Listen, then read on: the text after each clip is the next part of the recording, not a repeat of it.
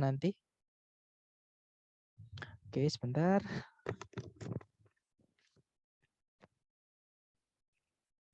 Oke, jadi TOEFL itu stands for Test of English as a Foreign Language. Jadi tes bahasa Inggris sebagai bahasa asing. Memang di Indonesia bahasa Inggris ini adalah salah satu bahasa asing ya, teman-teman. Karena mother tongue atau bahasa pertama kita itu adalah bahasa daerah masing-masing. Misalnya kalau saya I speak Javanese. Jadi saya ngomong bahasa Jawa, teman-teman. Untuk bahasa kedua atau second language itu adalah bahasa pemersatu kita, yaitu bahasa Indonesia. Nah, untuk bahasa selain bahasa daerah dan bahasa pemersatu tadi itu adalah bahasa asing. Mungkin teman-teman di sini ada yang pernah belajar di pondok, terus belajar bahasa Arab. Nah, sama kita di sehari-hari dengan orang sesama Indonesia, kita tidak ngomong dengan bahasa Arab ataupun tidak ngomong juga dengan bahasa Inggris ataupun juga tidak ngomong juga dengan bahasa Prancis misalnya. Nah, itu kalau teman-teman ada yang bisa bahasa Prancis misalnya bahasa Arab atau bahasa Inggris, nah itu adalah bahasa asing ya, teman-teman. Karena kita tidak memakainya di keseharian seperti itu. Nah, salah satunya adalah bahasa Inggris itu, nah ada tes namanya TOEFL ya, Test of English as a Foreign Language. Nah, untuk mengetes kemampuan teman-teman dalam bahasa Inggris. Dan TOEFL ini yang bikin lembaganya namanya ETS, teman-teman, atau Educational Testing System. Letaknya di New Jersey, Amerika Serikat. Oke. ETS ini berdiri sejak tahun 1964 hingga saat ini. Nah, kemudian di dalam tes TOEFL yang dibuat oleh ITS itu ada dua yang paling populer atau yang paling sering diteskan seperti itu ya. Yang pertama ada namanya ITP atau Institutional Testing Program. Yang kedua ada IBT atau Internet Based Test. Nah, untuk ITP sendiri itu yang paling sering atau masih dipakai di Indonesia dan beberapa negara Asia ya, teman-teman. Untuk ITP score-nya atau rentang nilainya itu 217 sampai 677. Jadi kalau misal teman-teman nggak hadir misalnya atau salah semua misalnya, itu tetap dapat nilai teman-teman, yaitu nilainya 217. Nah, kalau teman-teman dapat skor perfect, nanti nilainya adalah 677. Seperti itu. Jadi kalau benar semua 677. Dan di ITP ini yang akan kita pelajari nanti ya, itu yang diteskan hanya dalam level comprehension. Comprehension itu pemahaman, teman-teman.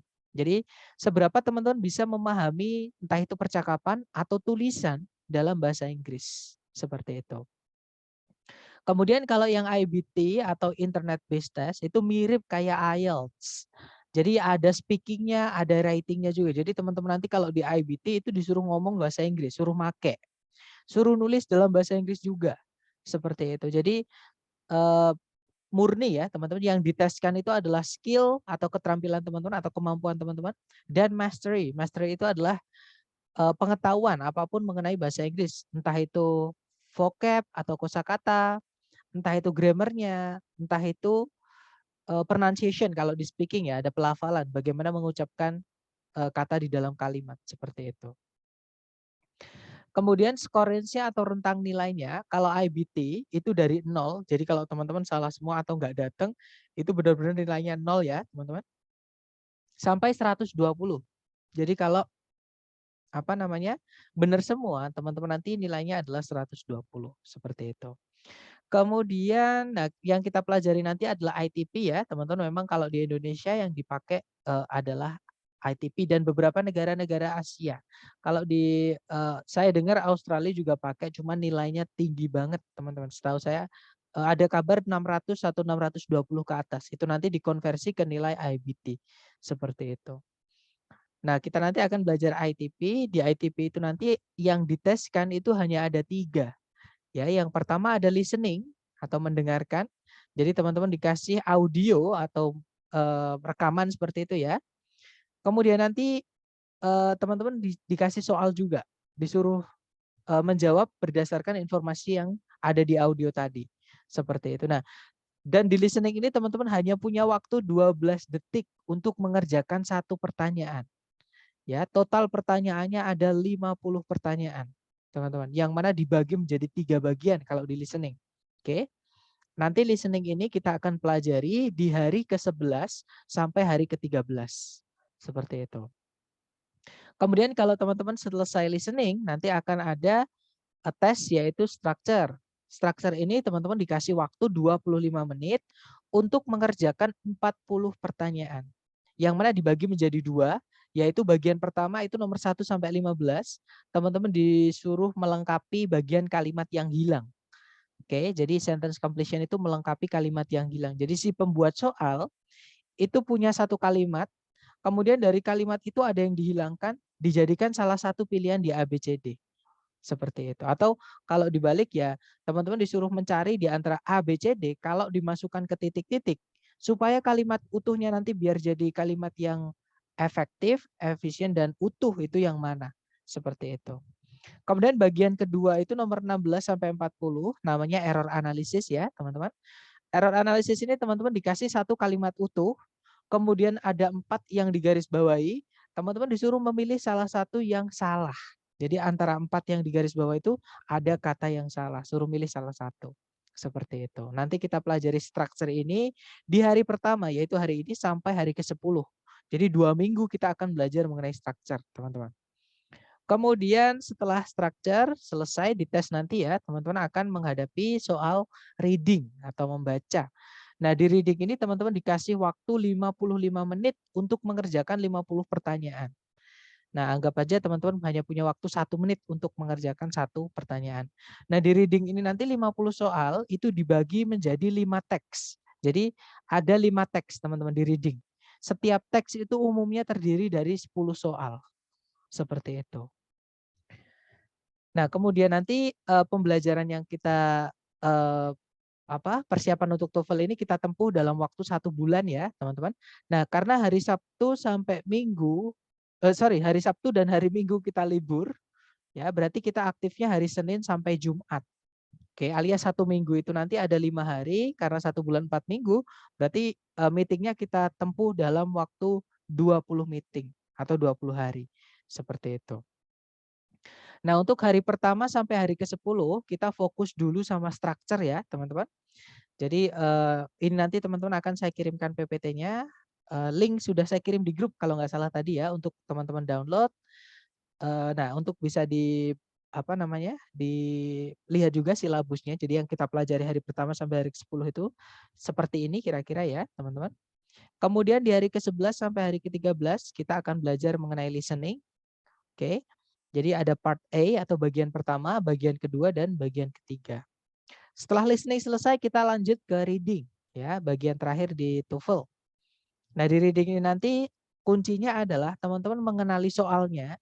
Jadi soalnya itu jenis soal apa, kemudian cara menjawabnya nanti ada sendiri. Jadi setiap soal itu ada cara pengerjaannya, seperti itu. Nah, soalnya itu dibagi menjadi 6 kategori ya, teman-teman. Yaitu gagasan utama atau main idea, ide pokok ya. Kemudian ada details, informasi khusus atau informasi spesifik yang tertulis ataupun yang tidak tertulis di dalam teks. Kemudian yang ke-16 kita akan belajar mengenai peran reference atau rujukan kata ganti.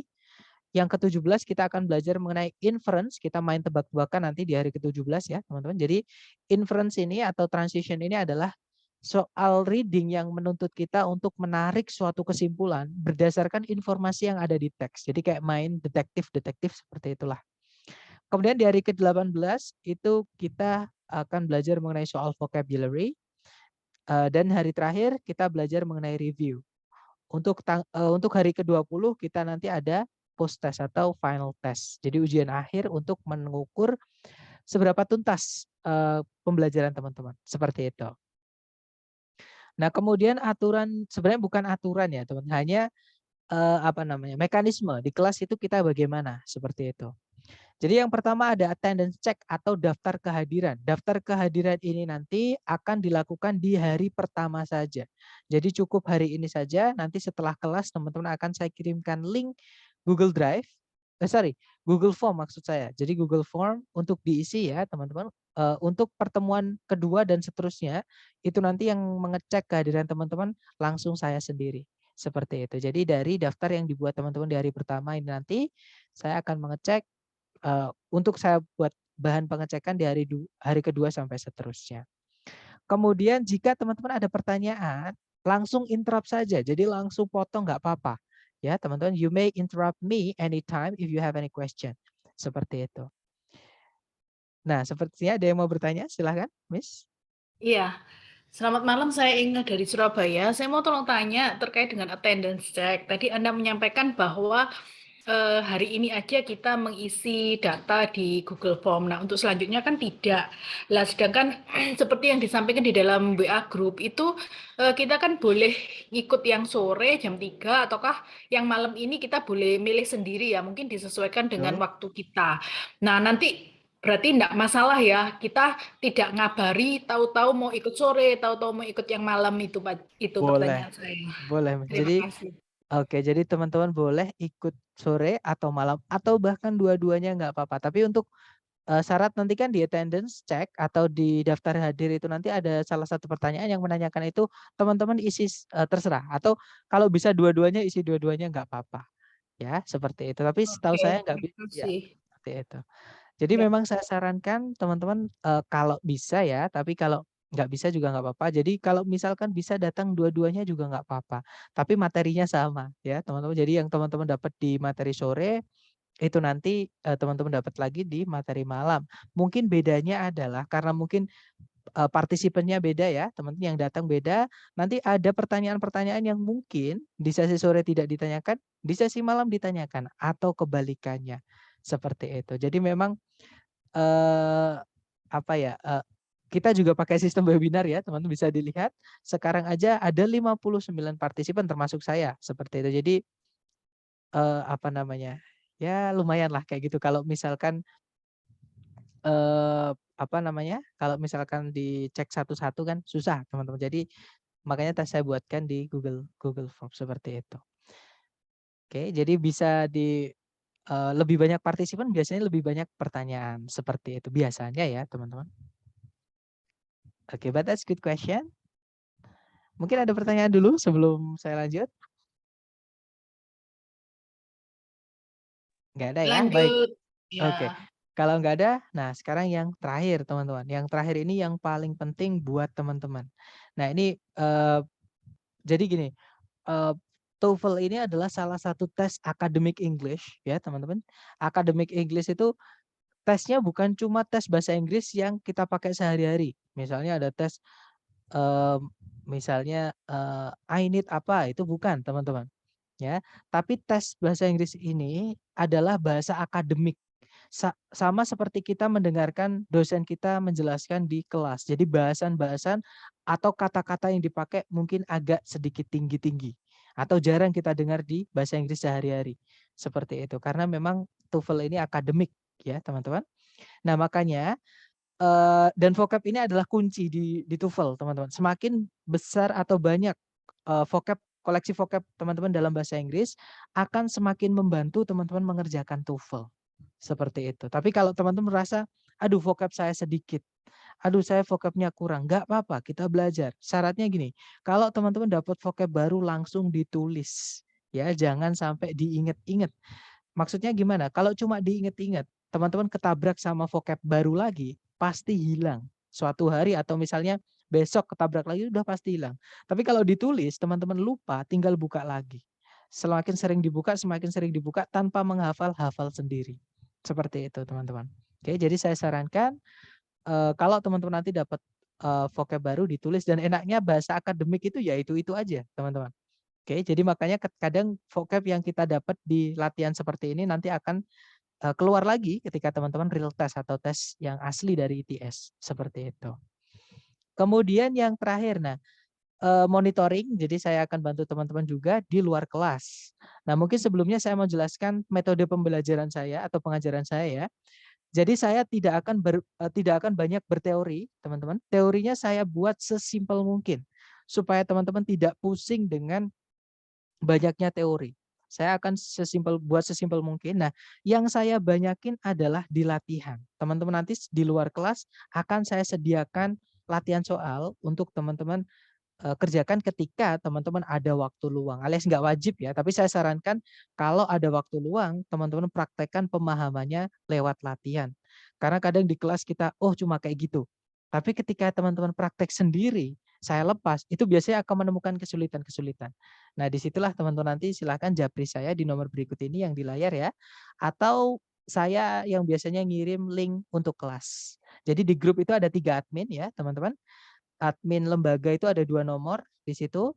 Kalau yang biasanya ngirim link itu adalah saya sebagai pengajar, teman-teman. Seperti itu. Nanti bisa japri ke situ ketika ada pertanyaan mengenai TOEFL atau kelas di luar kelas atau di luar jadwal kita, seperti itu. Gimana? Mungkin ada pertanyaan dulu sebelum kita lanjut ke materi chapter 1, silakan teman-teman.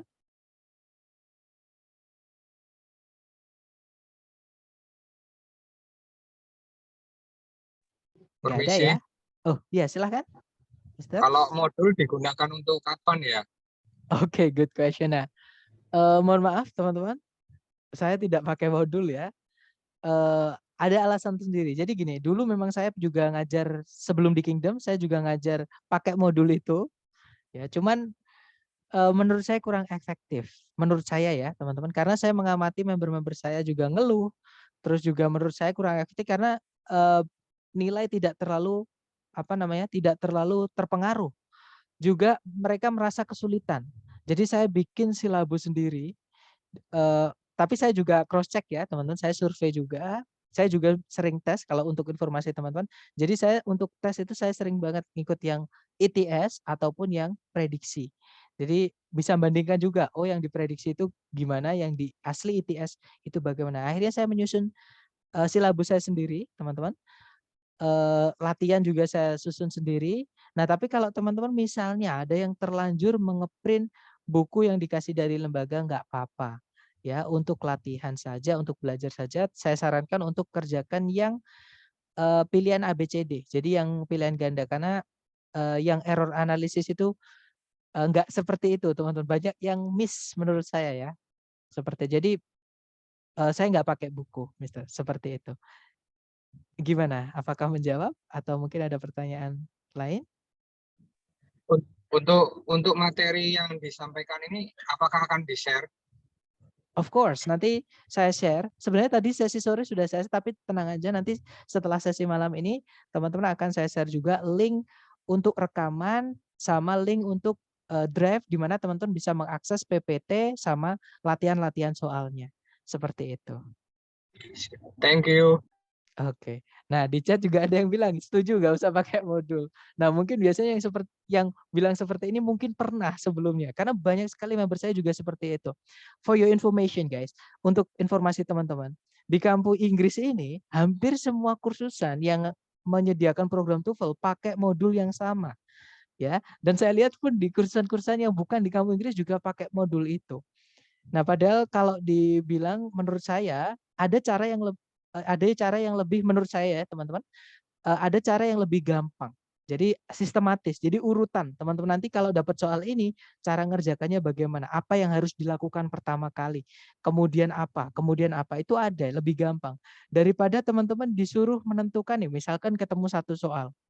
Nah, teman-teman disuruh milih ini bab 1 sampai bab 60 sekian kira-kira yang mana. Nah, di buku teman-teman itu yang dikasih lembaga kalau lengkap itu skillnya ada 60 teman-teman. Dengan nama-nama yang agak tinggi-tinggi.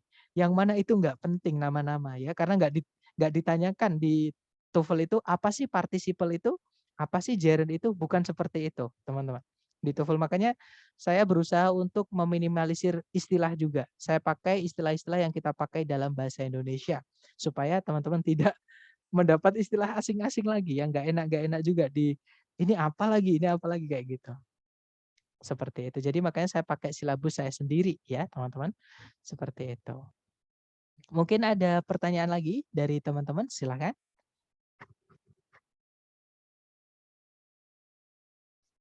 Nggak ada ya? Baik, kalau nggak ada kita lanjut ke materi pertama. Nah, materi pertama ini nanti kita akan belajar mengenai sentencing atau caranya membuat sentence atau kalimat, teman-teman. Nah, kenapa sih kita harus belajar caranya membuat kalimat? Karena teman-teman nanti di structure bagian pertama, yang nomor 1 sampai 15, itu teman-teman disuruh melengkapi kalimat. Jadi, supaya kalimat lengkap, pilihan A, B, C, D ini kalau dimasukkan ke titik-titik yang mana? Nah, untuk bisa tahu kita yang mana yang lengkap, ya kita harus tahu dulu kalimat itu lengkap harus ada apa dan apa. Seperti itu, ya teman-teman.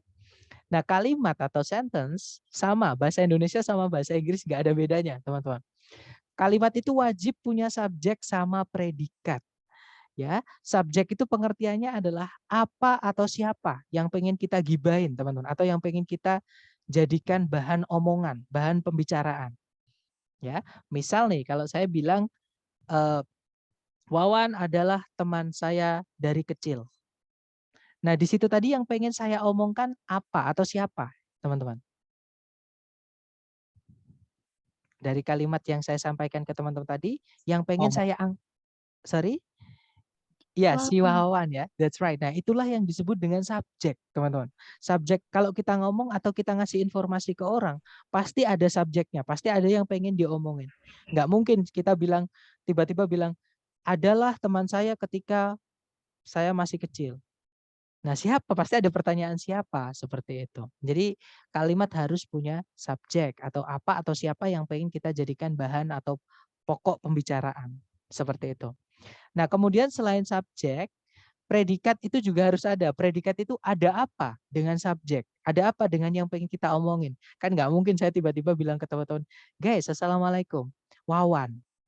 Terus saya diem, pasti teman-teman bingung ada apa sama Wawan. Jadi supaya kalimat atau informasi itu lengkap, harus ada apa atau siapa yang dibahas, namanya subjek, atau ada juga ada apa dengan yang pengen dibahas. Jadi harus minimal ada dua ini, ya teman-teman. Nah, bagaimana cara mengenali subjek sama predikat ini di soal atau di jawaban di soal TOEFL? Nah, caranya adalah mengenali kelas kata tersebut. Jadi kata dalam bahasa, bukan cuma bahasa Inggris ya, kata di semua bahasa itu pasti dikelas-kelaskan, teman-teman. Dikategorikan seperti itu. Yang bisa jadi subjek dalam bahasa Inggris itu adalah kategori kata benda atau noun ya istilahnya, sama kata ganti atau pronoun.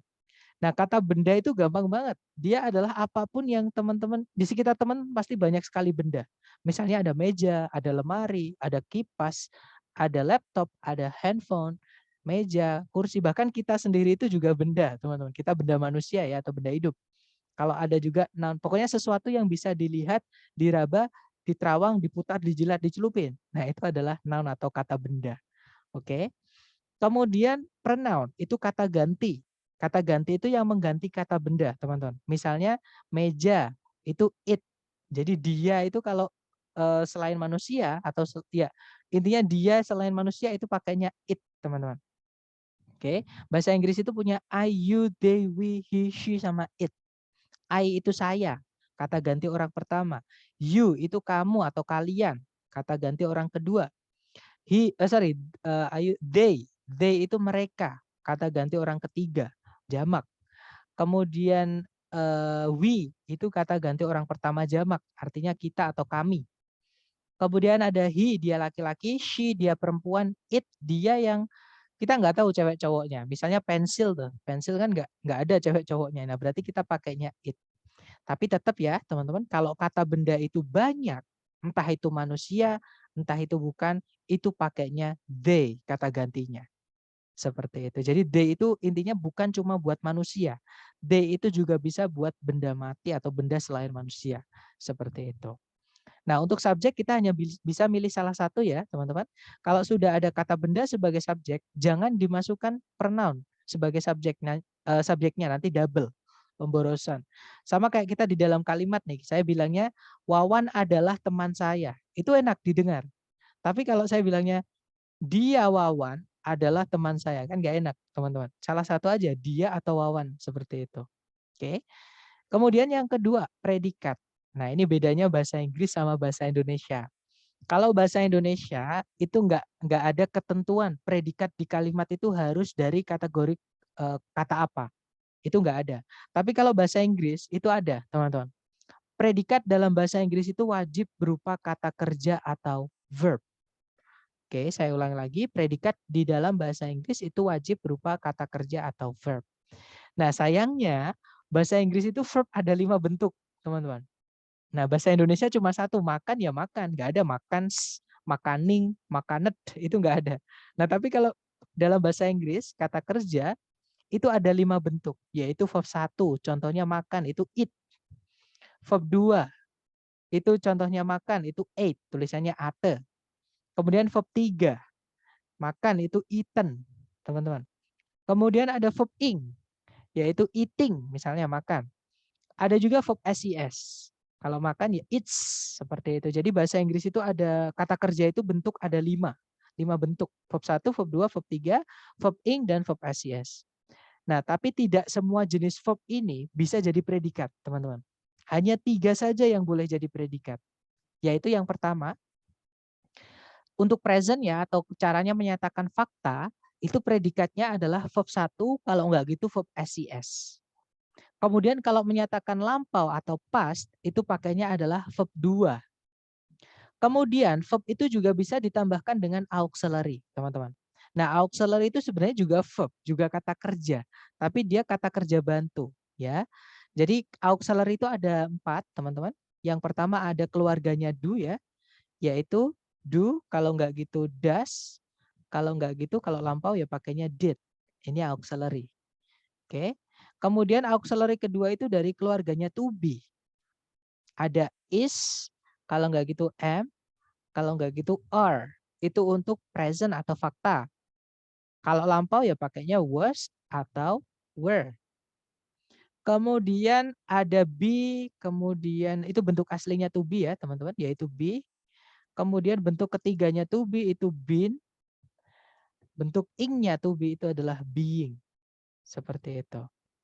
Sebentar, ini auxiliary ya. Dan yang ketiga itu caranya kita bilang sudah, teman-teman, yaitu have. Nah, have itu kalau auxiliary artinya sudah. Kalau have kata kerja murni artinya memiliki. Jadi bedakan ya, teman-teman. Nah, have ini keluarganya cuma ada 3, yaitu have sama has untuk present. Kalau lampau atau past kita pakainya adalah had. Dan yang terakhir auxiliary itu ada namanya modal, hanya nama ya. Intinya kategori terakhir ini masing-masing kata artinya beda, teman-teman. Misalnya will itu artinya akan. Can artinya dapat atau bisa. May boleh atau mungkin. Kemudian ada must, harus, dan pasti juga bisa. Dan masih banyak lagi.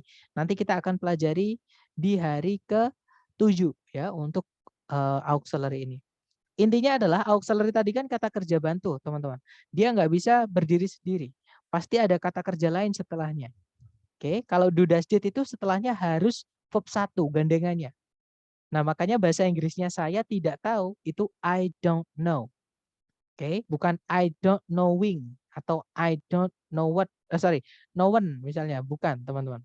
Oke, jadi I don't know pasti verb 1. She doesn't know. I didn't do it. Jadi didn't do, bukan didn't did. Seperti itu. Kemudian yang berikutnya to be. Nah, kalau to be ini boleh diikuti 2 jenis kata kerja, teman-teman. Gandengannya to be itu boleh verb ing, boleh juga verb 3. Ya, tergantung kita mau aktif atau pasif. Kalau to be ketemu verb ing, caranya kita bilang sedang. Misalnya, I am eating. Saya sedang makan. Nah, tapi kalau verb 3, to be ketemu verb 3 nanti jadi pasif, artinya di. Jadi kalau I am eaten, saya dimakan. Artinya jadi seperti itu, teman-teman. Nanti untuk pasif kita pelajari hari ke-3. Oke. Kemudian auxiliary yang berikutnya ada have. Kalau have ini gandengannya verb 3. Dan yang terakhir modal. Modal ini gandengannya adalah verb 1. Ya, teman-teman. Nah, kalau teman-teman lihat tidak ada verb 2, tidak ada verb ses, gandengannya auxiliary ya. Karena memang auxiliary ini tidak boleh ketemu, maksudnya setelahnya auxiliary ini nggak boleh ketemu sama verb ses atau verb 2. Verb ses sama verb 2 itu hanya bisa berdiri sendiri tanpa auxiliary sebagai predikat. Seperti itu, teman-teman. Oke, itu tadi auxiliary ya. Boleh difoto atau nanti teman-teman bisa mereview materi lagi lewat rekaman juga bisa, misalkan mau nyatet ini ya. Kita lanjut ke predikat lagi. Nah, tadi kan tidak semua verb bisa jadi predikat, teman-teman. Selain verb 1 verb ses, verb 2 sama auxiliary verb berarti bukan predikat ya. Misal nih, teman-teman menemukan ada verb 3 berdiri sendiri tanpa auxiliary yang barusan kita bahas tadi, berarti dia bukan predikat.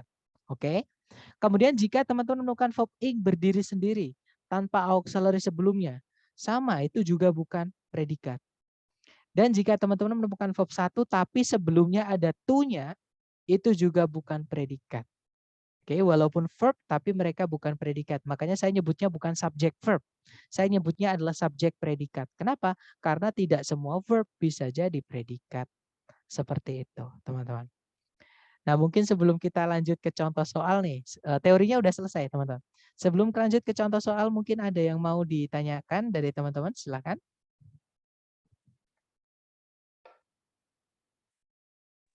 Nggak ada ya? Contohnya verb berdiri sendiri itu gimana, Kak? Misalnya nih, contoh verb ing berdiri sendiri nih. Misal kalau saya punya susunan kata atau gabungan kata berbunyi seperti ini. The man sitting there. Ada yang tahu arti susunan kata ini artinya apa? The man sitting there. Laki-laki itu duduk di sana. No. Laki-laki yang duduk di sana. Nah, that's right. Laki-laki yang duduk di sana itu. Jadi, misal kalau saya bilang ke teman-teman nih, laki-laki, sorry, saya tulis dulu ya, teman-teman. Ini beda loh, teman-teman, dengan laki-laki itu sedang duduk di sana itu beda. Kalau saya bilang ke teman-teman nih, laki-laki yang duduk di sana itu, yang pengen saya omongkan sudah lengkap belum, teman-teman? Ucapan saya udah selesai belum informasinya? Belum. Belum ya? Nah, berarti ada predikatnya nggak kalimat ini?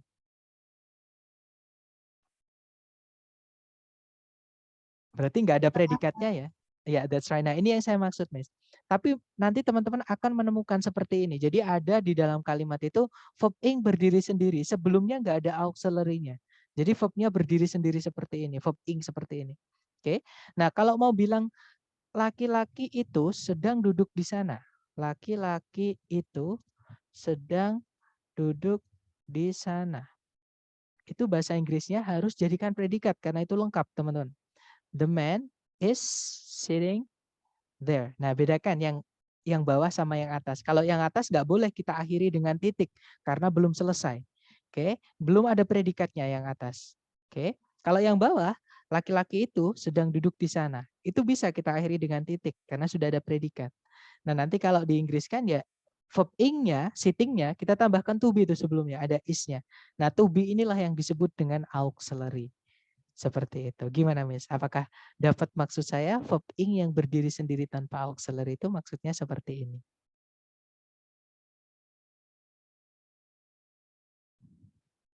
Gimana? Atau mungkin ada pertanyaan lagi? Atau masih bingung?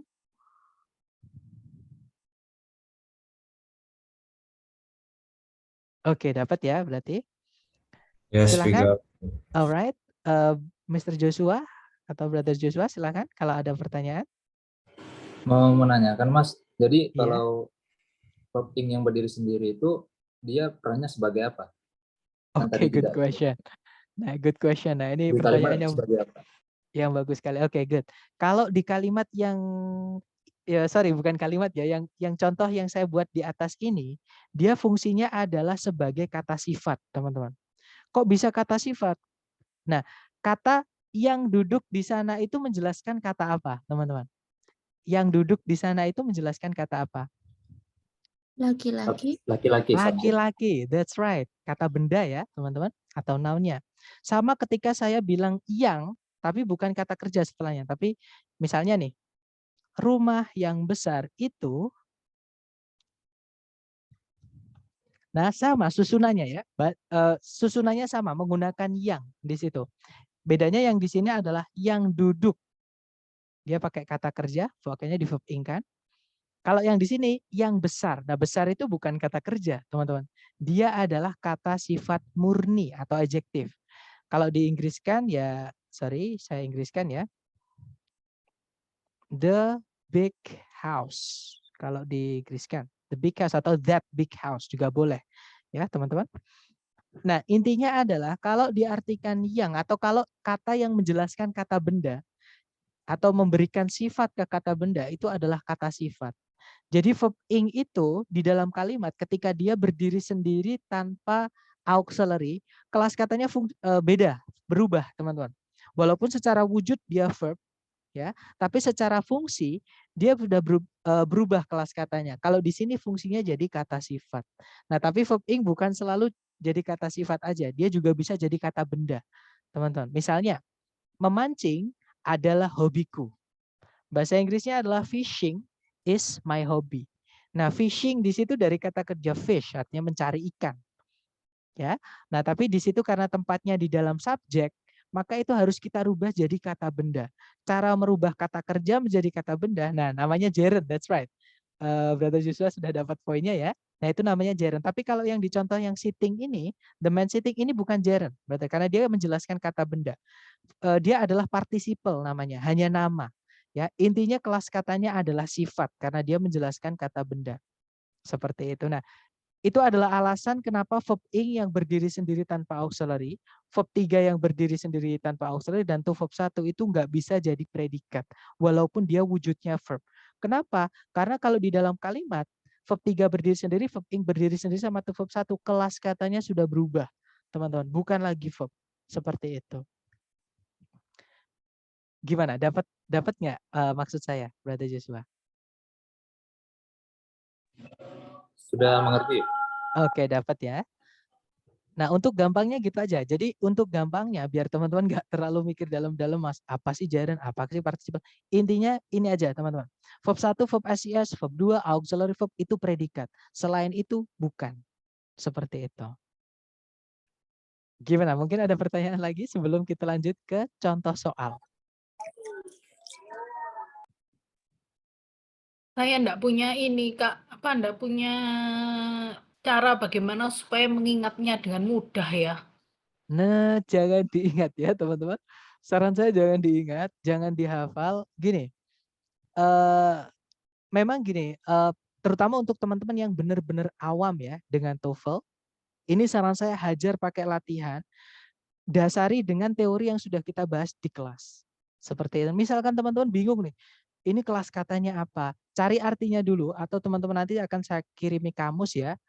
Kalau yang pakai iPhone ya nanti saya kirimin linknya. Karena kalau kamus itu yang setahu saya itu berbayar, teman-teman. Jadi daripada berbayar ada yang versi gratis, yaitu versi website. Nanti teman-teman akan saya kirimkan. Di situ lengkap. Ada katanya, sebelahnya ada kelas katanya. Seperti itu.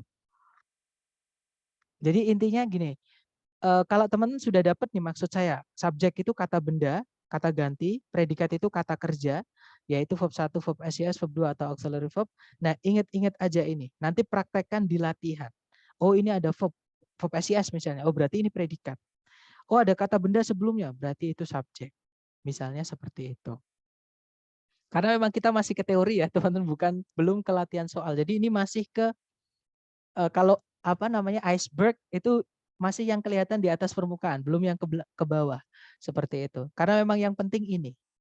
Atau kita lanjut ke contoh soal aja ya, biar nggak ngawang-ngawang, teman-teman, biar nggak bayang-bayangin.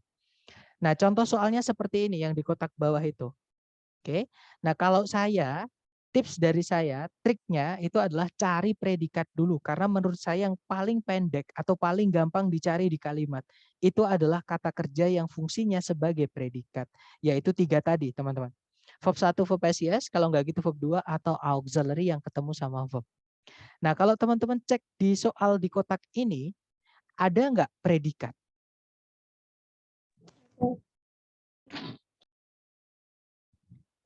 Ya, that's right. Di chat ada yang menjawab, yaitu predikatnya adalah was backed up, right? Nah, di situ adalah predikatnya. Sebentar, saya coret-coret, teman-teman. Ini ada auxiliary was, ketemu verbnya ya, yaitu backed up. Oke, berarti ini predikat. Nah, karena titik-titiknya di sebelumnya predikat, ya sudah, teman-teman, itu tempatnya subjek. Seperti itu. Artinya kita di sini kehilangan subjek saja. Masih ingat tadi yang bisa jadi subjek itu adalah kata benda. Kalau enggak gitu kata ganti. Kalau kita cek ABCD, yang alfa, yesterday. Artinya yesterday apa, teman-teman? Kemarin. Kemarin itu adalah keterangan waktu. Keterangan itu bukan kata benda. Jadi kata keterangan itu beda ya, teman-teman, dengan kata benda. Beda juga dengan kata ganti. Kelas kategorinya beda. Nah, otomatis yang alfa ini bukan subjek. Karena yang bisa jadi subjek itu adalah kata benda sama kata ganti, bukan kata keterangan. Ini keterangan waktu. Oke, berarti alpha kita eliminasi, kita hilangkan. Yang Bravo in the morning. Nah, sebenarnya kalau ada the ini ya, teman-teman, kata setelahnya pasti ada kata bendanya. Ya, misalnya the book, the expensive book, misalnya the expensive blue book. Nah, pasti ada setelah the pasti ada kata bendanya, walaupun ke tambahan kata sifat nggak apa-apa, intinya harus ada kata bendanya. Nah, tapi kalau ada kata benda sebelumnya ketabrak sama in atau teman-temannya in ya, atau keluarganya in, namanya preposisi, teman-teman. Misalnya ada on, ada at, ada for, ada into, ada until. Nah, itu preposisi semua. Itu nanti akan berubah kelas katanya. Jadi kata benda itu akan berubah kelas katanya. Oke, jadi in sampai the morning itu menjadi keterangan, teman-teman. Oke, kok bisa seperti itu? Nah, saya akan jelaskan menggunakan simulasi. Misal saya punya kata benda gelas, teman-teman. Gelas itu bisa dilihat, diraba, diterawang, diputar, dijilat, dicelupin, ya, yang mana itu menandakan dia kata benda. Oke. Nah, tapi kalau di dalam kalimat gelas itu ketambahan kata di. Misalnya, saya menaruh koin itu di dalam gelas ini. Oke, atau saya akan menaruh koin itu di dalam gelas ini. Nah, gelas yang tadinya kata benda karena ketambahan kata di dalam gelas ini itu menjadi keterangan tempat. Oke, jadi kalau ditanyakan nanti di mana kamu menaruh koin ini nanti, misalnya seperti itu. Nanti jawabnya adalah di dalam gelas ini. Nah, itu adalah keterangan tempat. Tapi nggak harus tempat ya, teman-teman. Intinya jadinya keterangan. Kalau teman-teman menemukan kata benda, sebelumnya ada in atau teman-temannya in, namanya preposisi ya, itu harus kita tarik satu garis. Kelas katanya berubah menjadi keterangan. Seperti itu. Berarti yang Bravo nggak bisa, teman-teman. Karena keterangan nggak bisa jadi subjek. Kemudian yang Charlie, traffic. Traffic itu artinya lalu lintas atau jalanan. Yang mana dia adalah kata benda. Oke. Nah, berarti Charlie kemungkinan bisa. Kita tahan dulu. Kalau yang Delta, cars itu para mobil atau mobil-mobil. Ada car itu mobil, ketambahan S itu jamak ya. Jadinya mobil-mobil. Seperti itu.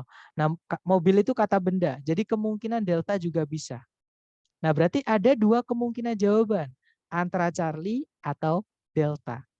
Kita analisa bedanya, teman-teman. Ada yang tahu bedanya Charlie sama Delta itu apa, teman-teman?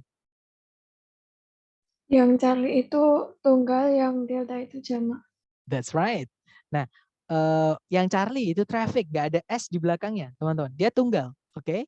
Yang Delta car itu ada S di belakangnya. Oh, dia jamak. Jadi bedanya Charlie sama Delta itu adalah tunggal sama jamak.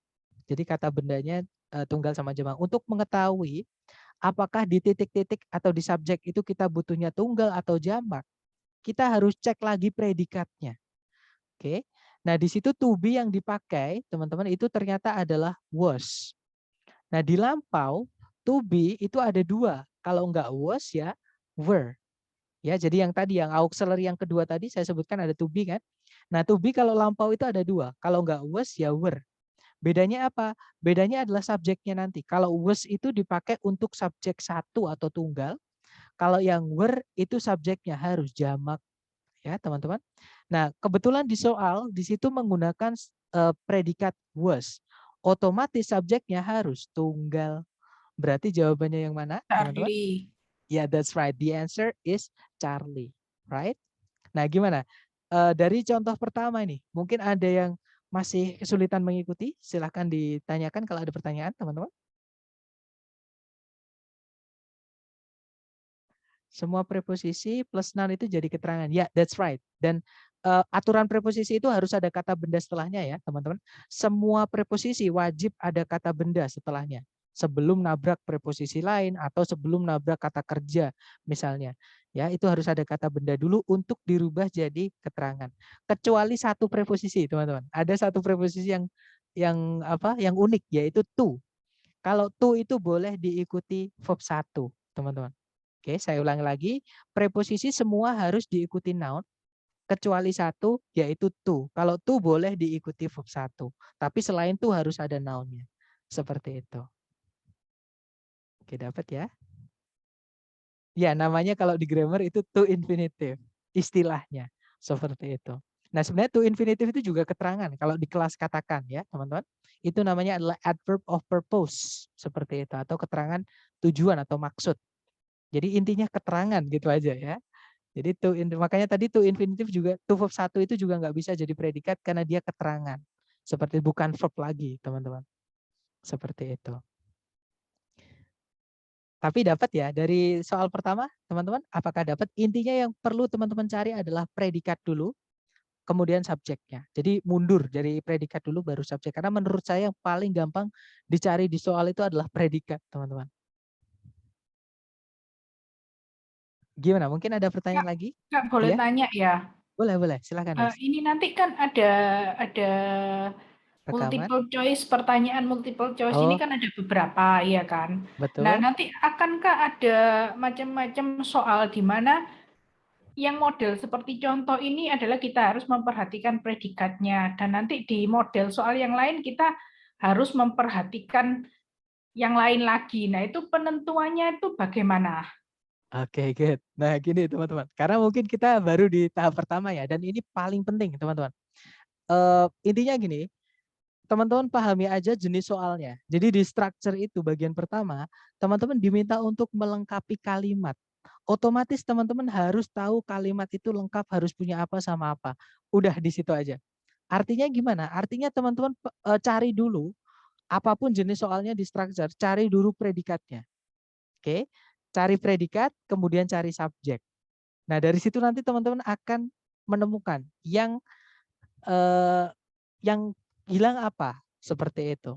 Nah, tapi untuk hari pertama, teman-teman jangan pikirkan jenis-jenis soal yang selain ini, intinya gitu. Jadi gini, silabus yang saya buat ini sudah saya urutkan, teman-teman, dari tahap yang perlu teman-teman kuasai dulu, ya, sampai ke tahap yang lebih sulit, atau expanded. Bahkan nanti di hari kedua, hari ketiga, tetap hari pertama ini akan kita pakai.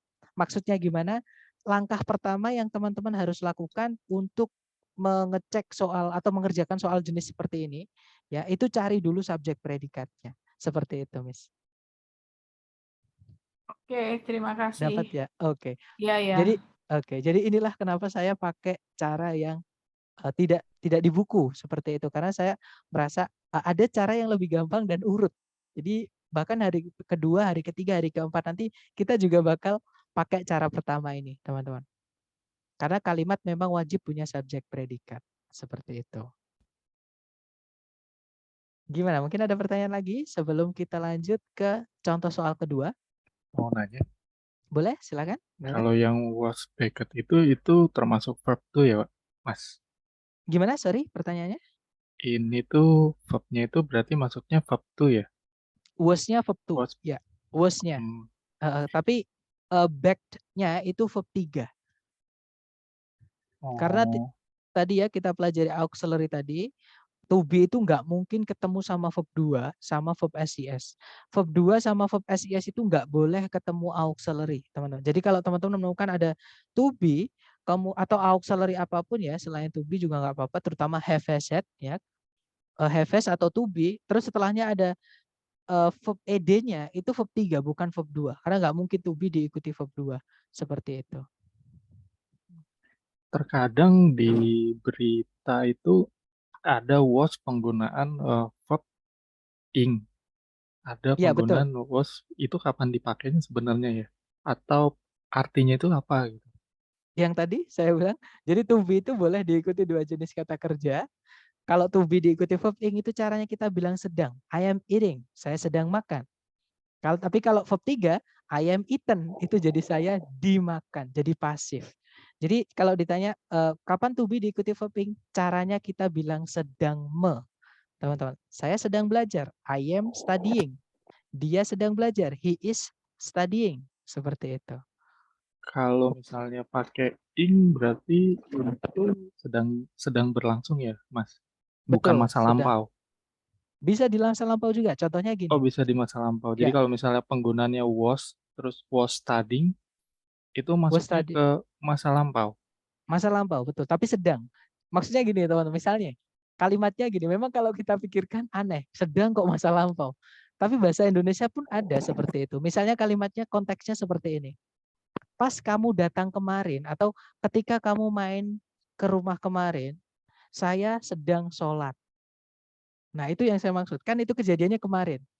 Pas kamu nelpon kemarin misalnya ya, pas kamu nelpon kemarin, saya sedang sholat. Nah, sholatnya itu kapan? Kan nggak mungkin waktu saya ngomong ini.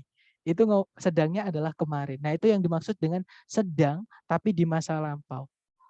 Tapi dapat nggak maksud saya dari konteks contoh tadi? Iya, dapat. Dapat ya? Oke, good. Jadi pokoknya ada to be sama verb ing itu sedang, teman-teman. Seperti itu. Past continuous ya, kalau di tenses kan atau istilahnya namanya past continuous teman-teman, atau past progresif ya, itu tenses. Tapi saya pun juga ngajar grammar teman-teman. Saya berusaha untuk menghilangkan istilah-istilah ini seperti karena trust nih, kalian boleh coba tanyakan ke orang Inggris asli atau orang Amerika. Coba tanyakan past continuous itu apa. Oke, pasti mereka mencoba mengartikan dulu, oh past itu lampau, continuous itu adalah sesuatu yang sedang continuous, sedang berlangsung. Seperti itu. Berarti nanti mereka jawabnya berdasarkan artinya itu. Seperti itu. Atau misalkan tanyakannya lebih tinggi, participle itu apa?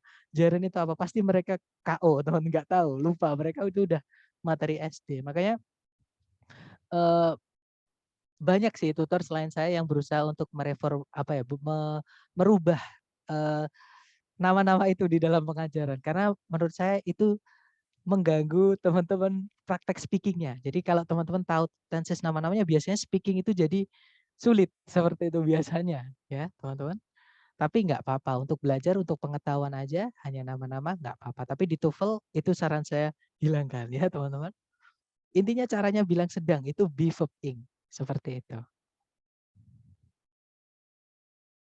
Gimana? Mungkin ada pertanyaan lagi nih dari teman-teman.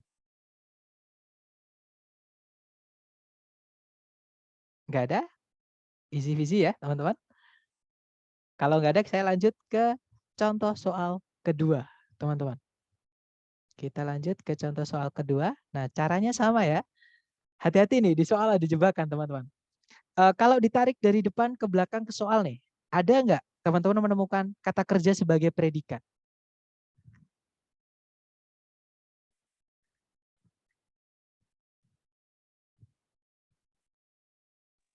Belum ada. Nggak ada ya, that's right, good job. Jadi hati-hati yang saya bilang jebakan tadi ada kata work. Ya, kenapa saya bilang hati-hati, kenapa jebakan? Nah, work, jadi gini, dalam bahasa Inggris itu banyak sekali teman-teman kata yang artinya lebih dari satu. Oke, nah karena artinya lebih dari satu, kemungkinan kelas katanya juga lebih dari satu. Salah satunya kata work ini. Kalau kita cek di kamus ya teman-teman, kamus yang saya pakai adalah Longman, teman-teman. Nah, Longman ini yang bikin hasil orang Amerika ya, sama kayak KBBI lah, kayak gitu. Kalau di bahasa Indonesia kita punya KBBI, kalau mereka punyanya Longman. Jadi bahasa Inggris, nggak ada bahasa Indonesianya di kamusnya. Tapi kamus ini sangat reliable ya, teman-teman.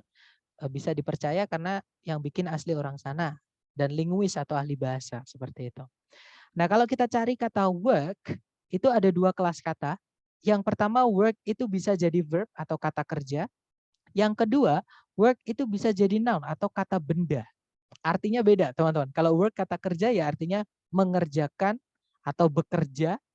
Kalau work yang kata benda artinya pekerjaan atau pengerjaan. Ini di bawahnya sebenarnya masih ada, cuman saya cut seperti itu. Ya, intinya bisa jadi kata kerja atau kata benda. Nah, untuk menentukan nih, apakah work di sini kata benda atau kata kerja, kita cek kata sebelumnya. Ya, karena kata itu ada rantainya, teman-teman. Ada kalau sebelumnya ada ini berarti setelahnya ini. Nah, tapi tadi sudah saya sampaikan.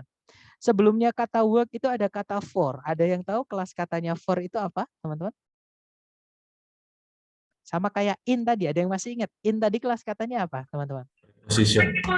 That's right, preposition. Aturan preposisi adalah setelahnya harus ada kata bendanya untuk dirubah jadi keterangan sebelum dia nabrak preposisi yang lain ataupun kata kerja. Ya, berarti work di sini ini bukan kata kerja, dia adalah kata benda karena preposisi harus diikuti kata benda untuk dirubah jadi keterangan. Oke, teman-teman. Jadi work itu bukan kata kerja, dia kata benda. Tarik ke belakang lagi sama sekali tidak ada kata kerja sebagai predikat. Berarti di titik-titik karena kalimat itu butuh predikat, kita harus masukkan predikat. Tapi jangan buru-buru dulu. Kita cek sebelum titik-titik. Adakah subjek, teman-teman? Ada engineers. That's right. Engineers itu adalah subjek ya. Dia kata benda artinya para insinyur, teman-teman. Nah, berarti di sini kita hanya kehilangan predikat saja. Oke. Nah, di pilihan ABCD kebetulan hanya ada satu predikat. Ada yang tahu jawabannya yang mana? B. Ya, that's right. Jawabannya adalah B atau Bravo, teman-teman. Oke. Jadi are needed. Karena yang alpha necessary itu artinya sama dengan important. Important itu kelas katanya juga sama. Important itu artinya penting atau dibutuhkan. Oke, teman-teman. Kelas katanya kata sifat. Nah, kata sifat tidak bisa jadi predikat. Kita tadi butuhnya predikat. Alpha nggak bisa.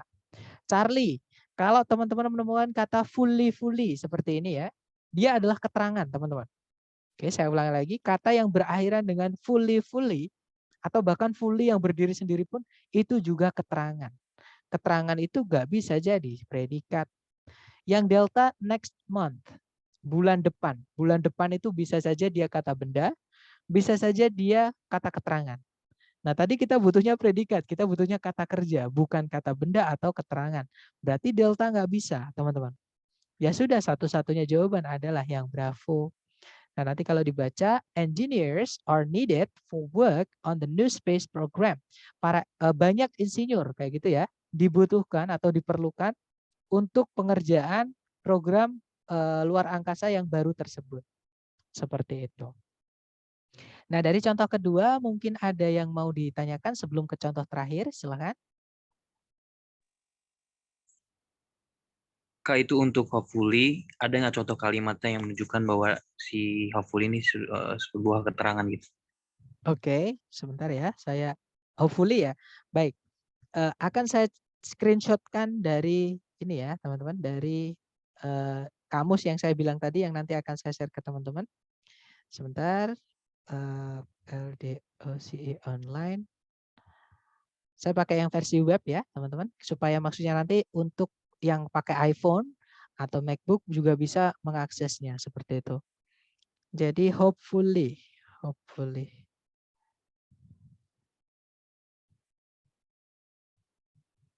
Oke, saya akan kirimkan di grup hasil screenshotnya ya.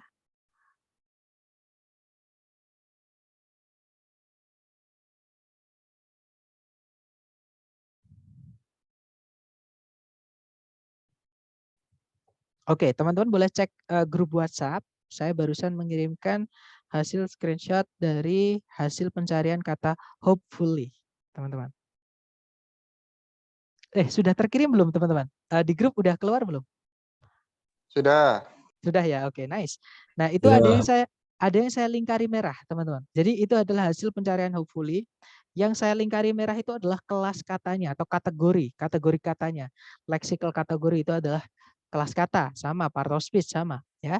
Kelas katanya adalah adverb atau keterangan. Oke, nah untuk contohnya itu yang saya garis bawah itu salah satu contoh ya, yang ada gambar speakernya itu adalah contoh, teman-teman. Hopefully, I'll be back home by 10 o'clock. Semoga saya bisa pulang sebelum jam 10. Kalau diartikan seperti itu. Gimana? Dapat dari contoh ini dapat nggak, brother? Oke, Mas, dapat. Oke, dapat ya. Ya, gimana? Mungkin ada pertanyaan lagi?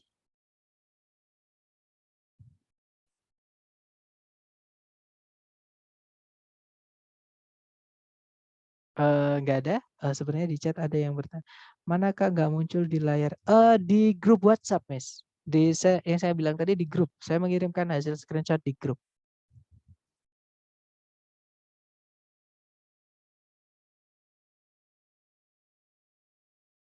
Link webnya apapun. Oke, atau saya kirimkan sekarang aja, takutnya nanti juga lupa.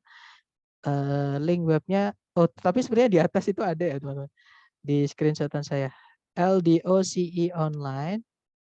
LDOCEonline.com.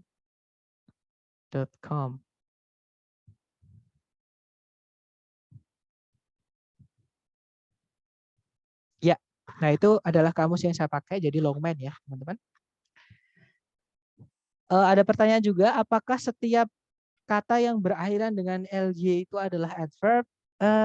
Jawabannya tidak, brother. Jadi gini, ly itu kalau dia sebelumnya kata sifat, jadi kalau ada kata sifat ditambahkan ly, ya dia akan berubah menjadi keterangan atau adverb. Selalu. Tapi tidak semua kata yang berakhiran ly itu adalah adverb. Contoh nih, friendly. Nah, jadi kalau ada kata benda atau aturannya dulu ya, saya tulis. Jadi ada kata benda ditambah dengan ly, itu bukan lagi jadi keterangan, teman-teman, tapi jadi kata sifat. Ya. Misal nih, saya punya kata friend, itu teman. Oke, saya tambahkan dengan kata ly.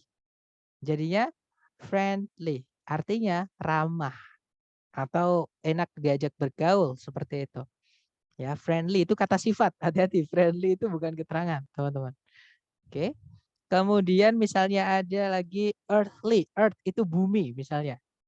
Saya tambahkan dengan kata ly. Earthly. Earthly itu duniawi artinya, teman-teman. Atau yang apa ya yang disebut kalau kita ya duniawi, sesuatu yang berhubungan dengan dunia ini, seperti itu. Dapat ya? Kak, maaf masih kepikiran yang modul. Kalau mau minta modul lengkapnya bisa nggak Kak buat belajar aja? Bisa ya teman-teman. Mungkin nanti akan saya kirim, tapi bukan hari ini ya teman-teman, karena setelah ini saya ada kelas. Saya kirim mungkin hari Jumat ya, atau kalau besok bisa besok saya sempatkan, seperti itu.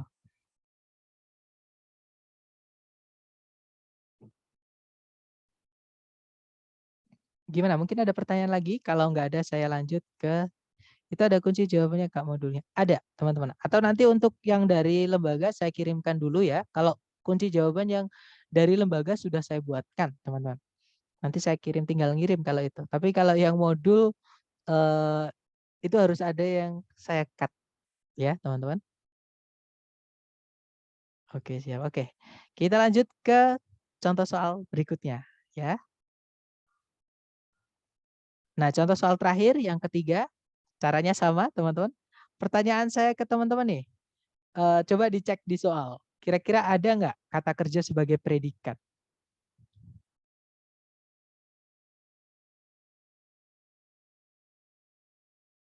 Going to. Masih ingat?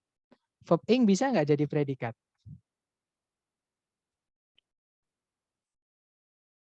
Nggak bisa ya. Nggak bisa. Nggak bisa. Kalau ya, verb ing yang berdiri sendiri itu nggak bisa jadi predikat, teman-teman. Tadi ya, verb ing itu ada syaratnya supaya dia bisa jadi predikat. Ya, jadi kalau verb ing berdiri sendiri sebelumnya nggak ada auxiliary-nya, bukan predikat.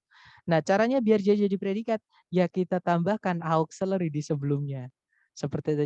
Auxiliary-nya verb ing itu to be, teman-teman. Jadi harus ada to be sebelumnya ya. Nah, tapi kita jangan buru-buru dulu. Kita coba cek dulu subjeknya. Apakah di soal sudah ada subjek? Sudah. Sudah ada ya, yaitu The boy. Good boy. boy. That's right. Nah, berarti kita hanya butuh hanya butuh auxiliary supaya merubah verb ing ini menjadi predikat. Jadi kita butuh to be aja di sini, teman-teman. Cari ABCD yang dia hanya berupa to be saja. Kira-kira jawabannya yang mana? Will be bukan. Ya, that's right. Jawabannya adalah delta. Ya, teman-teman. Kalau yang alpha itu memang benar ada to be di situ yaitu is. Tapi salahnya di situ ada double subject yaitu he. Nah, ya itu nanti jadi double ya subjeknya, teman-teman, pemborosan, nggak bisa. Kalau yang Bravo juga sama, ada to be yaitu was memang, tapi ada subjek lagi yaitu he. Apa namanya? Kok pendobelan? Apa namanya? Pemborosan, maaf. Kemudian yang Charlie di situ memang benar ada is, ya, tapi verb ing-nya sudah lengkap. Nah, nanti going-nya di sini nggak jelas fungsinya sebagai apa. Ada 2 verb ing, teman-teman. Oke, berarti nggak bisa yang Charlie karena ada verb ing-nya sudah. Kalau yang delta, nah ini auxiliary-nya ada 2, teman-teman. Ada will, ada be. Intinya pokoknya ada to be, setelahnya ada verb ing, nggak apa-apa. Aturannya memang to be setelahnya bisa verb ing atau verb 3. Tapi kalau verb ing sebelumnya harus to be. Seperti itu. Ya, berarti jawabannya yang delta ya. Nanti anak laki-laki itu akan pergi ke bioskop bersama seorang teman. Seperti itu. Nah, dari ketiga contoh tadi nih, untuk mengerjakan subjek predikat, mungkin ada yang masih kesulitan atau ada yang mau ditanyakan, silahkan teman-teman. Sebelum kita lanjut ke latihan nih.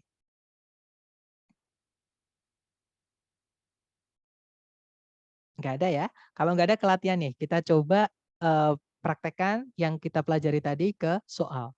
Nanti teman-teman coba dulu, jangan takut salah ya, kita belajar, dikerjakan sesuai pemahaman teman-teman dulu. Di sini ada satu soal, waktunya 30 detik, silahkan dicoba dulu. 30 detik dimulai dari sekarang, silahkan teman-teman.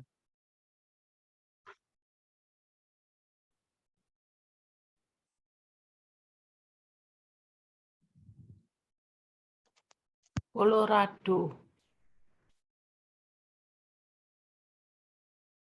Jawabannya ditulis ya, Miss.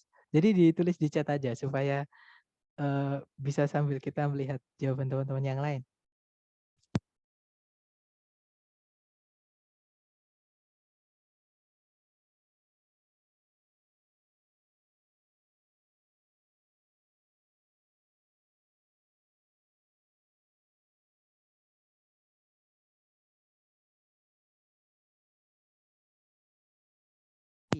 Oke, 30 detik sudah habis ya. Dan saya lihat semuanya menjawab Charlie. Baik, kita kerjakan bersama. Caranya sama, cari predikat dulu. Kalau ditarik dari depan ke belakang, di setelah titik-titik, itu ada verb kedua, yaitu kata became. Verb 2 itu fungsinya hanya bisa jadi predikat. Oke, nah berarti itu sudah pasti dia predikat. Titik-titiknya sebelum predikat itu tempatnya si subjek. Ya sudah, cari ABCD yang dia adalah kata benda. Kalau enggak gitu, kata ganti. Oke, yang alfa di situ ada subjek yaitu Colorado, tapi di situ ada kata hubung when ya teman-teman. Nah, kata hubung atau conjunction kita akan pelajari hari kedua. Tapi intinya adalah di dalam kalimat itu nggak boleh kita masukkan conjunction ketika subjek predikatnya cuma satu. Di sini subjeknya cuma satu yaitu Colorado, predikatnya cuma satu yaitu became. Nah berarti alpha nggak bisa. Nanti kalau diartikan nggak lengkap teman-teman. Kalimatnya nggak selesai. Jadi misalnya alpha kita masukkan titik-titik diartikan ketika Colorado menjadi sebuah negara di tahun 1876. Nah ada apa? Ketika Colorado menjadi negara ada apa? Nah itu kan nggak lengkap tuh. Berarti alpha nggak bisa. Yang Bravo di situ ada predikat lagi yaitu was. Nggak bisa ya karena pemborosan teman-teman. Yang Charlie Colorado kemungkinan bisa jadi subjek, kita tahan dulu. Yang Delta sama kayak yang Alpha. Di situ memang benar ada subjek Colorado, tapi ada kata hubung which yang mana nanti membuat kalimatnya nggak lengkap, teman-teman. Karena kalau ada conjunction, subjek predikatnya nggak boleh cuma satu. Oke, berarti Delta nggak bisa. Jawabannya adalah yang Charlie ya. Kalau diartikan Colorado menjadi sebuah negara di tahun 1876. Seperti itu. Oke, kita lanjut ke nomor 2. Good job, teman-teman. Dicoba dulu, jangan takut benar. Waktunya 30 detik, dimulai dari sekarang. Silakan.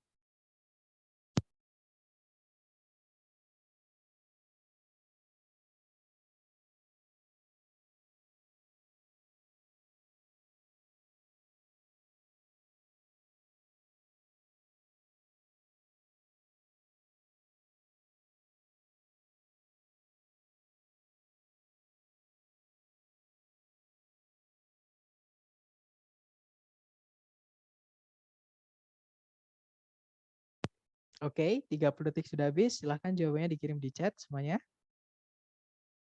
Baik, ada jawaban alfa dan juga delta. Mari kita cek bersama, teman-teman. Caranya sama ya, cari predikat dulu di soal.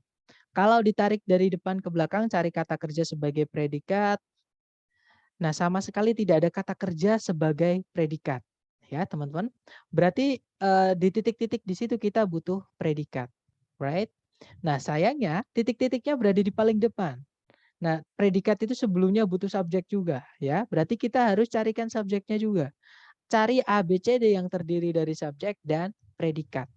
Oke, karena kita kehilangan subjek dan predikat dari kalimat ini. Yang alpha, di situ ada kata benda the shaping, tapi tidak ada kata kerja sebagai predikat. Alpha nggak bisa, teman-teman. Yang bravo, di situ tidak ada kata kerja sebagai predikat juga ya. Yang Charlie itu verb 1, itu tidak bisa jadi subjek, tidak bisa jadi predikat. Yang delta, di situ ada kata benda sculptures, artinya para pematung atau para pemahat. Predikatnya adalah shape, di situ artinya membentuk, dia kata kerja, teman-teman. Oke, berarti jawabannya adalah yang delta. Ya, nanti kalau diartikan, para pematung itu membentuk gambar-gambar dari tanah liat, batuan, dan logam. Seperti itu. Oke, kita lanjut ke number 3. Dicoba lagi, 30 detik dimulai dari sekarang, silahkan.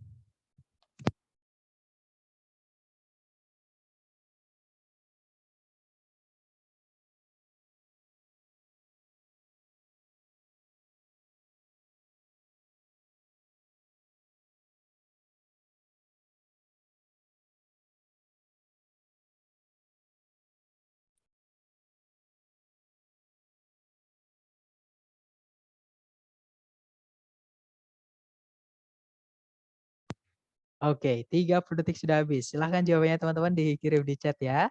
Baik, ada jawaban alfa, alfa, dan saya lihat semua menjawab alfa. Well, kita cocokkan bersama ya. Cari predikat dulu di soal, kalau ditarik dari depan ke belakang, sama sekali nggak ada kata kerja sebagai predikat, right? Berarti di titik-titik kita butuh predikat, karena titik-titiknya di depan, kita juga butuh subjek sebelum predikatnya. Ya, cari subjek dan predikat. Yang Buang alfa sampah ya. di situ ada subjek the computer input unit. Predikatnya adalah changes verb SCS. Nah, kemungkinan alfa bisa. Kita tahan dulu, teman-teman. Yang Bravo di situ ada subjek, nggak ada predikat, nggak bisa ya, Bravo. Yang Charlie ada conjunction which, diikuti predikat, nggak ada subjek, nggak lengkap ya, teman-teman. Nggak ada subjek, predikatnya cuma satu, malah ditambahi satu conjunction, nanti kita butuh 2 subjek, 1 predikat.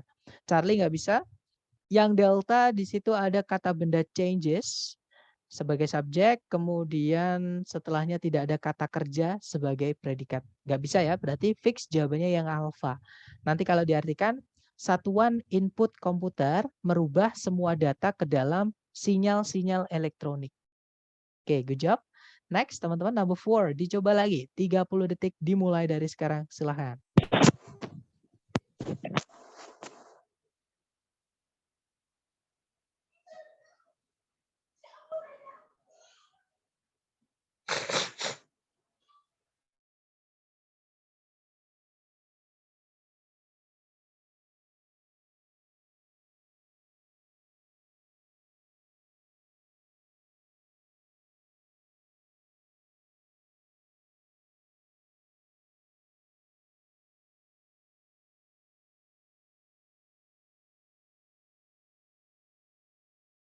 Oke, 30 detik sudah habis.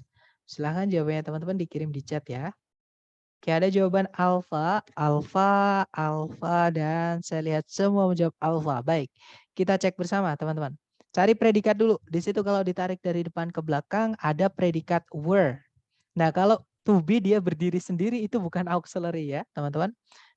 Dia kata kerja inti, kata kerja murni. Seperti itu, bukan auxiliary. Oke, itu predikat. Nah, titik-titiknya di sebelum predikat ya sudah, itu tempatnya si subjek. Cari A, B, C, D yang bisa jadi subjek.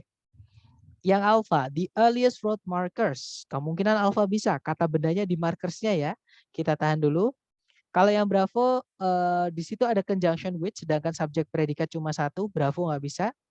Yang Charlie ada predikat were, double ya predikatnya teman-teman, nggak bisa Charlie. Pemborosan. Kalau yang delta memang ada kata benda yaitu the earliest road markers, tapi dia ketabrak preposisi until di depan. Masih ingat tadi? Kata benda kalau dia terikat sama preposisi sebelumnya, berubah kelas katanya menjadi keterangan. Keterangan tidak bisa jadi subjek. Berarti delta nggak bisa fix, jawabannya yang alpha, teman-teman. The earliest road markers were stones piled at intervals. Kalau diartikan, penanda jalan pertama kali merupakan batuan yang ditumpuk secara sejajar atau berjeda, berinterval seperti itu. Oke, lanjut ke nomor 5, teman-teman. Dicoba lagi 30 detik dimulai dari sekarang, silakan.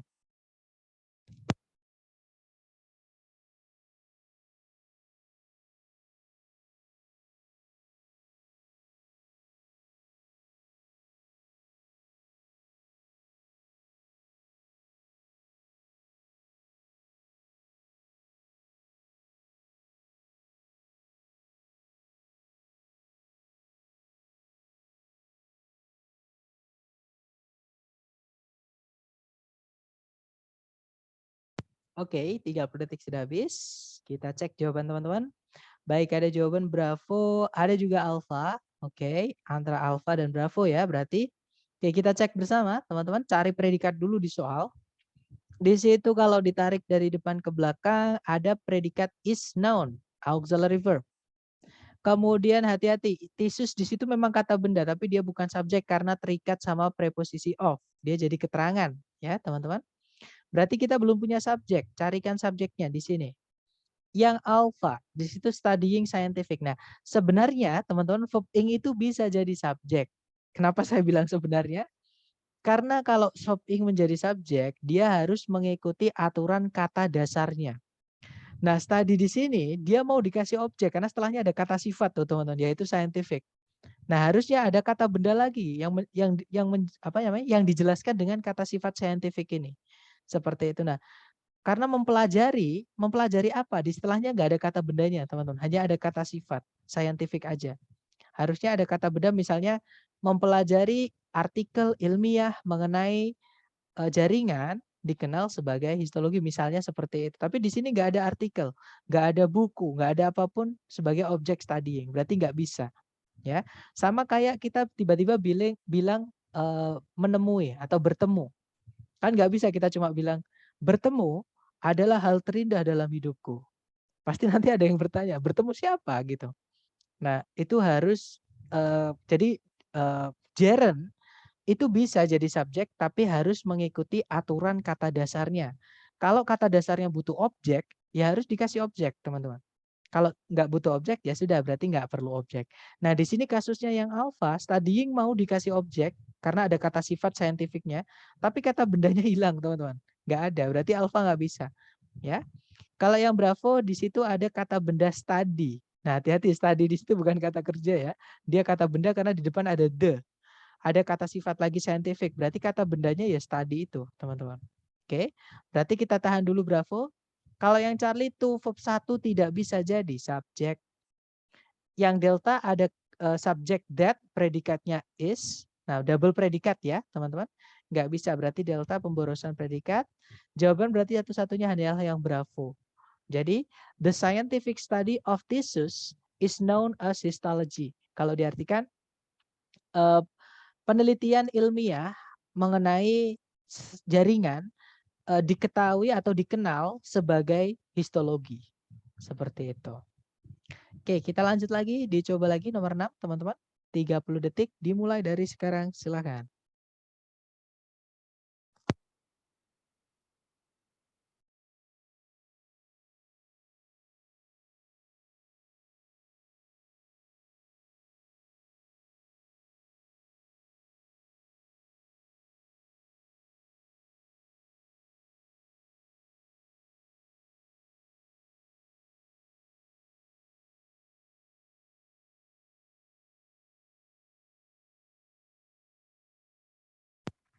Oke, 30 detik sudah habis.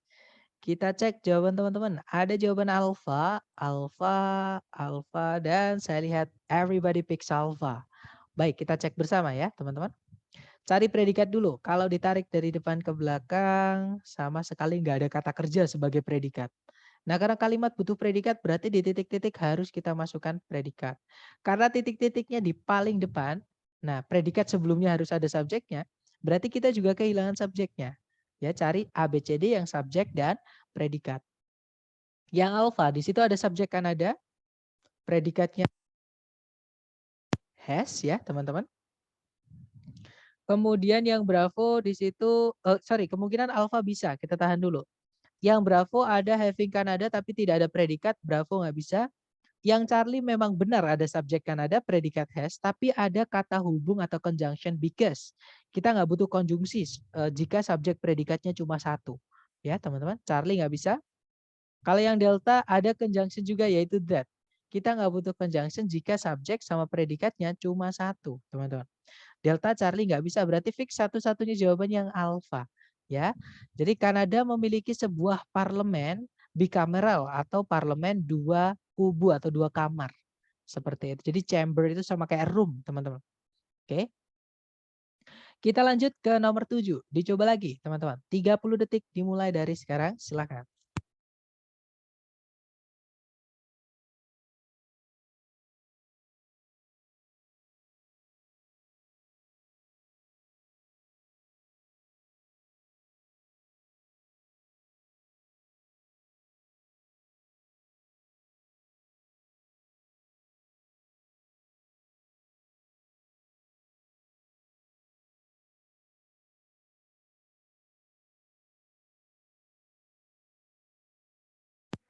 Oke, 30 detik sudah habis. Silahkan jawabannya teman-teman dikirim di chat.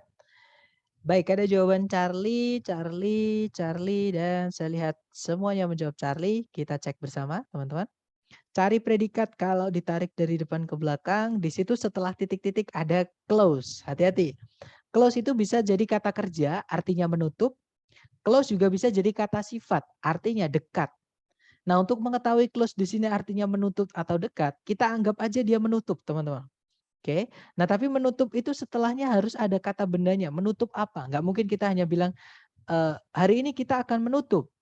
Terus saya diem. Pasti teman-teman tanya, menutup apa? Jadi menutup itu butuh objek, teman-teman. Harus ada kata benda setelahnya sebagai objeknya. Nah, ternyata setelah close itu langsung ketabrak preposisi to. Dia keterangan berarti ya, teman-teman. Nah, berarti di sini tidak ada objeknya. Artinya close di sini bukan kata kerja, artinya bukan menutup, tapi artinya dekat. Dia kata sifat, teman-teman. Oke. Nah, berarti kalimat ini belum punya kata kerja sebagai predikat. Di titik-titik kita hutang satu predikat. Kita cek subjeknya apakah sudah ada. Ternyata di sebelum titik-titik ada kata benda yaitu muskrats. Itu sejenis hewan pengerat ya, yaitu tikus rawa, teman-teman. Oke, artinya sudah ada subjek tapi belum ada predikat.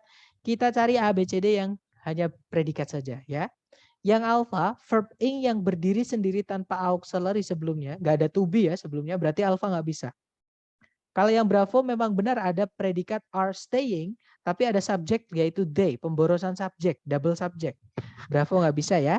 Kalau yang Charlie stay, verb 1 kemungkinan bisa jadi predikat, kita tahan dulu. Yang Delta to verb 1 tidak bisa jadi predikat. Nah, berarti jawabannya yang Charlie ya, teman-teman. Nah, nanti kalau diartikan, tikus rawa umumnya tinggal dekat dengan tepian rawa. Seperti itu. Oke, kita lanjut ke number 8. Dicoba lagi 30 detik dimulai dari sekarang. Silahkan teman-teman.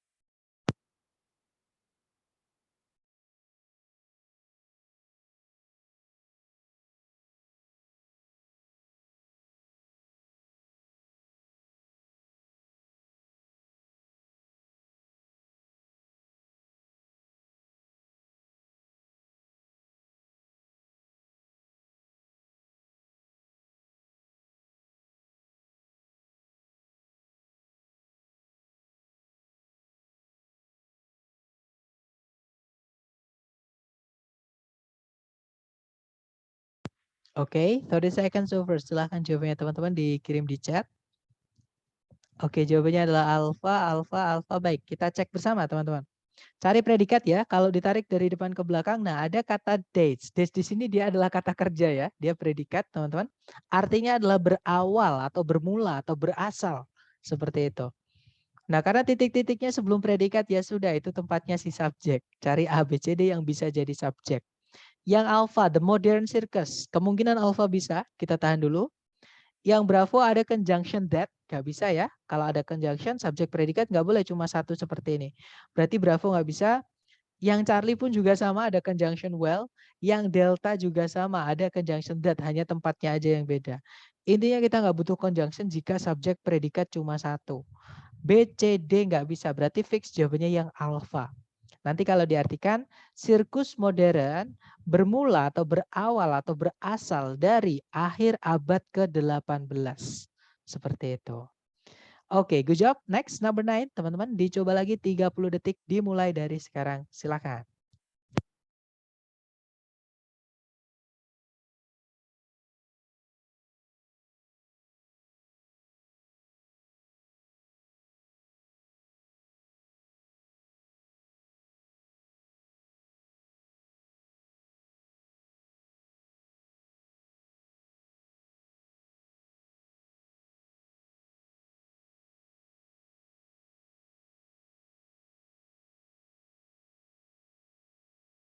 Oke, 30 detik sudah habis.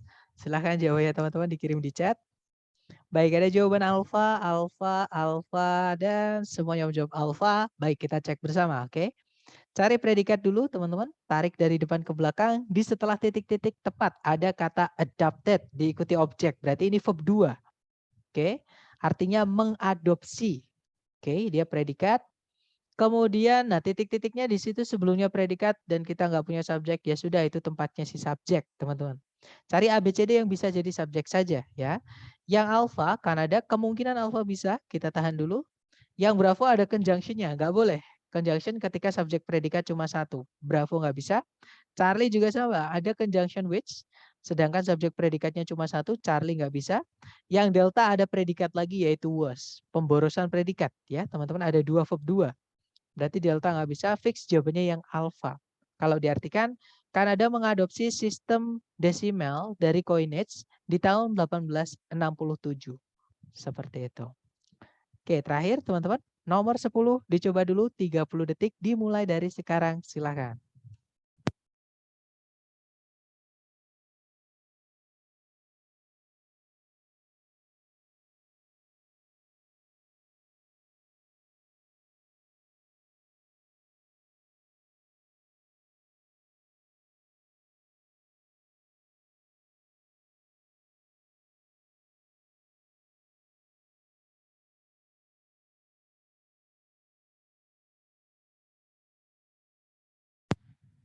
Oke, 30 seconds over. Silahkan jawabannya dikirim di chat. Baik, ada jawaban Alfa dan Bravo. Baik, Alfa, Bravo. Yaps, Alfa or Bravo. Mari kita cek bersama, teman-teman. Seperti biasa, cari predikat dulu. Hati-hati dengan kata like di situ ya. Kenapa? Karena predikat di dalam soal atau di dalam kalimat di soal structure TOEFL itu tidak pernah muncul di paling depan, teman-teman. Oke, saya ulangi lagi karena sebelumnya predikat selalu ada subjek. Jadi like di situ di nomor 10 itu bukan predikat. Artinya bukan menyukai, tapi like di situ artinya adalah seperti. Kelas katanya like di situ preposisi, teman-teman. Oke, itu bukan kata kerja. Berarti kita tarik ke belakang lagi, sama sekali nggak ada kata kerja sebagai predikat. Nah, berarti di titik-titik kita butuh predikat, teman-teman. Cek dulu subjeknya. Sebelum titik-titik ada kata benda protozoans. Nah, itu subjeknya, ya. Berarti kita hanya butuh predikat saja. Cari A, B, C, D, kata kerja yang bisa jadi predikat. Yang alpha, reproducing, itu verb ing berdiri sendiri tanpa auxiliary. Nggak bisa ya jadi predikat, teman-teman. Berarti alpha bukan. Kalau yang bravo ada reproduce, dia verb 1. Kemungkinan bisa jadi predikat. Kita tahan dulu. Kalau yang Charlie, to verb 1. Nah, kalau verb 1 sebelumnya ada to, itu bukan predikat, teman-teman. Yang saya bilang tadi, preposisi setelahnya harus diikuti kata benda, berubah jadi keterangan, kecuali satu, yaitu to. To itu boleh diikuti verb 1, contohnya yang Charlie ini ya. To verb 1 itu kelas katanya keterangan juga. Ya. Kalau babnya di grammar namanya to infinitive. Hanya nama. Kelas katanya yang penting ya, itu adalah keterangan. Kita nggak butuh keterangan, kita butuhnya predikat. Charlie nggak bisa.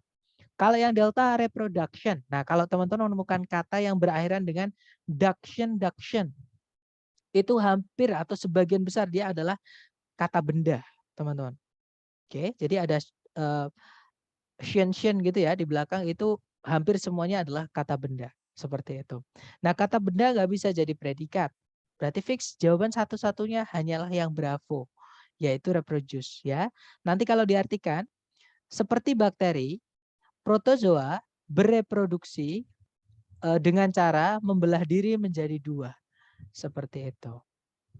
Nah, itu tadi adalah materi kita hari pertama ya. Kita hari ini kenalan dengan basic dari TOEFL structure atau yang paling teman-teman perlu kuasai, yaitu menentukan subjek dan predikat di dalam soal ataupun di jawaban. Seperti itu.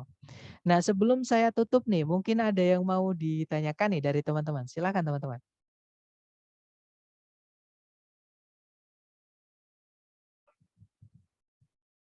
Nggak ada ya. Kalau nggak ada, saya harap nanti teman-teman kerjakan latihan. Kalau ada waktu ya, teman. Kalau ada waktu luang, itu kerjakan latihan yang saya kirim di Google Drive. Kalau nanti teman-teman butuh apapun, bisa japri saya. Oke, nanti saya bantu lewat WhatsApp seperti itu. Dan thank you so much for having me today, everyone. And it's great to meet you. I'll see you again next time. The last I say, Assalamualaikum warahmatullahi wabarakatuh. Waalaikumsalam Waalaikumsalam. Thank you, sir. All right, Thank you, guys. sir. See you next time.